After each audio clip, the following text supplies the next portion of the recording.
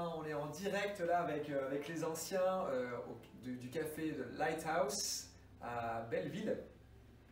Et on se rassemble simplement pour discuter sur l'année, pour se réjouir de ce que Dieu va faire. Et on commence cette année avec une série sur le Saint-Esprit. Et cette série s'appelle L'Esprit du Seigneur est sur moi. L'Esprit du Seigneur est sur moi. Et pourquoi on veut ouvrir comme ça? C'est une question que je pose maintenant aux anciens. Alors peut-être tout simplement parce qu'on se ressent mené par Dieu de faire ça. Je ne sais pas si vous vous rappelez, il y a quelques mois, dans le bureau de l'église, on partageait une parole prophétique qu'on avait reçue sur le vin nouveau et les choses que Dieu veut faire en nous. Ouais.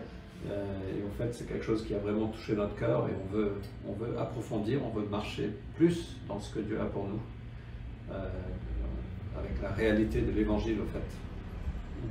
Donc on se sent mené par ça, tout simplement.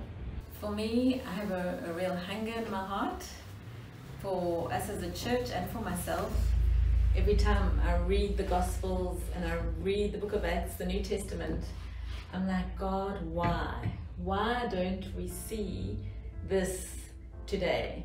And yes, we do see it here and there, but I'm personally frustrated that I don't see more people healed, that we pray for the same issues for many years, and yes, I know that's in the Bible too, but when you look at how Jesus spoke a word and the demon-possessed were delivered, I guess in my heart, and I want for us as a church as well, that we would have this hunger to really represent Him well to this world who is so in desperate need of the Savior who is so loving and so good and so perfect, that we focus so much on many things which are all biblical and good, but very often as Christians we can add on the Holy Spirit when He's actually the Spirit of Christ who brings the power.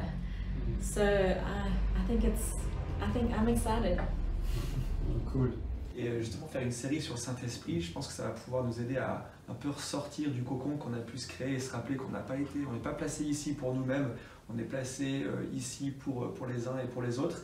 Donc ça va peut-être nous aider à avoir ce second souffle ou ce souffle nouveau pour nous aider à vraiment avoir une perspective plus large et à nous réjouir aussi pour ce que Dieu veut faire pour Paris et pour la France. Voilà. Je pense qu'il y a beaucoup de questions aussi qui tournent autour du Saint-Esprit. Qu'est-ce que c'est le Saint-Esprit? Est-ce que j'ai le Saint-Esprit? Est-ce que j'ai le baptême de Saint-Esprit? Il y a à la fois, il y a des personnes qui peuvent avoir peur de ça. Il y a aussi le fait de vouloir rester plus dans la parole de Dieu et où est-ce qu'être mené par l'Esprit? Quel est l'équilibre? Justement, je pense que c'est une belle opportunité pour que les gens qui se posent des questions comme ça, ils peuvent trouver des réponses à travers cette série. C'est un très bon point. C'est vrai qu'il y a beaucoup de questions autour du Saint-Esprit. Certaines personnes ont peur, d'autres ont envie de plus. On voit au fait des deux côtés au fait. Mais c'est vrai qu'il y a eu peut-être des abus, peut-être des mauvaises compréhensions, peut-être un peu d'émotionnalisme, mais on veut marcher dans l'authenticité, dans la réalité de ce que Dieu a pour nous. Vraiment avec le Saint-Esprit que ma vie chrétienne a pris un nouvel essor, et c'est aussi le cas pour ma famille. Famille de missionnaires depuis plusieurs générations dans l'armée du salut. Un vrai amour pour Dieu, mais une totale incompréhension, je pense, ou plus ou moins un manque d'informations sur ce qu'est le Saint-Esprit et sur ce qu'il peut faire. Ma famille, on a tous expérimenté le Saint-Esprit un peu au même moment, et c'est ce qui a vraiment ranimé notre foi. Et en fait, ce qui est trop cool, c'est que c'est le fun en fait.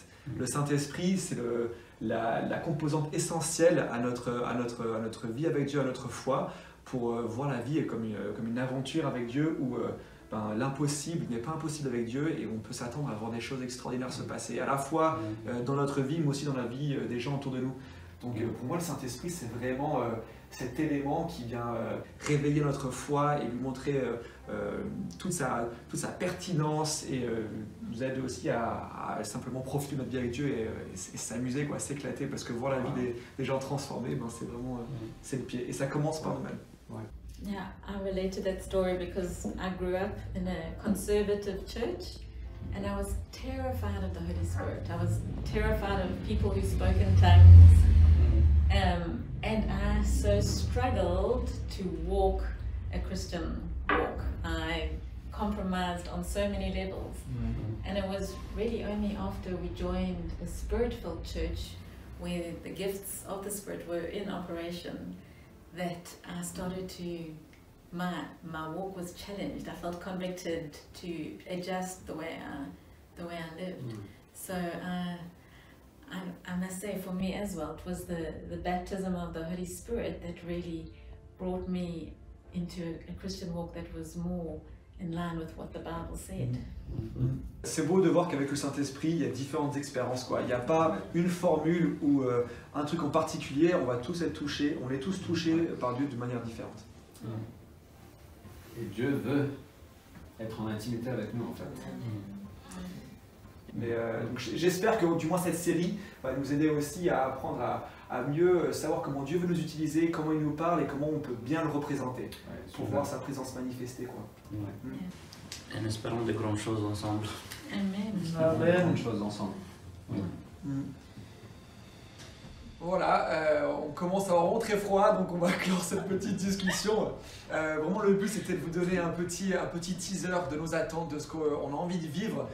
On a vraiment la foi que Dieu va déplacer les montagnes pendant cette série et va nous amener à tomber encore plus en amour avec lui et va nous amener aussi à être de meilleurs disciples.